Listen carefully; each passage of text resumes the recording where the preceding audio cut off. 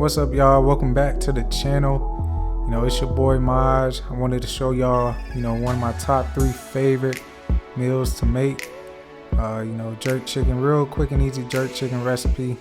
As you can see, it doesn't take a lot of ingredients. You really just need this Walkerswood jerk seasoning I got right here. This right here is the key for it all. It simplifies everything for you. If you check the ingredients out, it's got it all in there for real, authentic jerk flavor. And it also has this little tip on the side for you, 1 ounce of jerk seasoning per 2 pounds of meat you're using. So first thing you're gonna want to do, wash the chicken off, get it clean, set it aside in the bowl, and then just go ahead and start adding the seasoning for your marinade. And right here, you want to just get your hands dirty. You want to be careful too though. If you're not using gloves, try not to rub your face before wash your hands off, because this stuff will start to burn your eyes.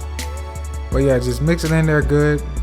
As you can see right here, I thought it looked a little too naked for my liking, so I went ahead and added just a little bit more of that jerk seasoning for the marinade.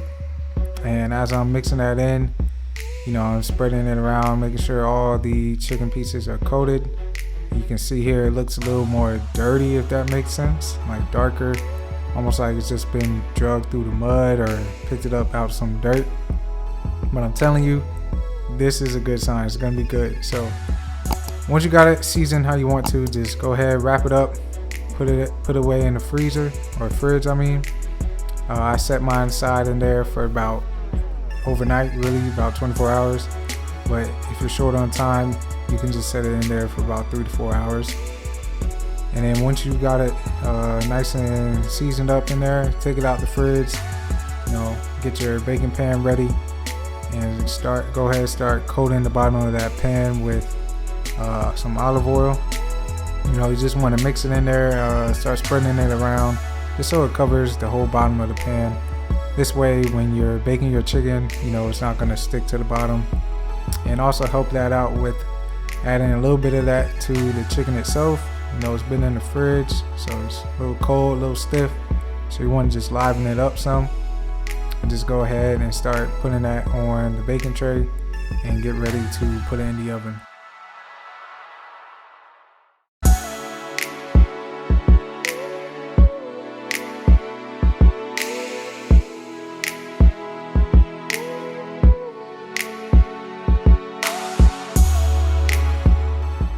Alright, so now you're ready to put your chicken in the oven.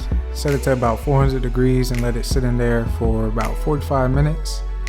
And while that's cooking, you can go ahead and start setting up and cooking your sides. Now I got some rice cooking on the stove, but I wanted to show you guys how I like to cook my asparagus. So I like to cut just the ends off, the little thick parts, and get rid of those, set those to the side. And then set up my cast iron skillet. Just go ahead, oil it, and start letting that oil coat the whole bottom of the pan, and turn it to about like a medium to a high heat. And add some minced garlic to that. Let it cook down in there for a bit. Once that's cooked down for a bit, I start adding in the asparagus and kind of letting it, cook in with that garlic flavor. And once that's cooked down for a bit, I'll add like drizzle some olive oil to that, just over the top, and let that simmer in there and further cook more with just the olive oil and the minced garlic. Stir it around a bit, and then the only seasonings I add to this is some more garlic powder and black pepper and steak seasoning. I think this gives a nice complement to the jerk flavor from the jerk chicken, and it just completes the dish. And then next, once this is kind of cooked in, I'll just add a little bit of chicken broth to further help add a little bit more steam and kind of soften up the asparagus. As you can see here, it looks less stiff and soft. So once it gets to about how I like it, I'll turn the stove off and get ready to check on my jerk chicken.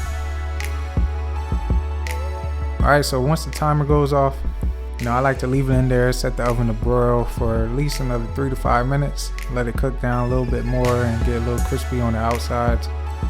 But once I take it out, I like to check the temperature of it and make sure it's around 160 to 165 degrees, just to make sure, you know, it's cooked all the way through and a safe temperature to eat. But once you find out that it's straight, you can go ahead and start plating your food, get ready to start eating, and you're ready to start serving. So as always, you know, thanks for watching. If you gained some value out of this video, give this video a thumbs up. Let me know down below in the comment section. And also, you know, if this is your first time to the channel, consider subscribing. You know, I post content like this one, as well as some valuable health and fitness related videos. So if you're into content like that, you know, consider subscribing and hit that notification bell to stay up to date whenever I post new videos.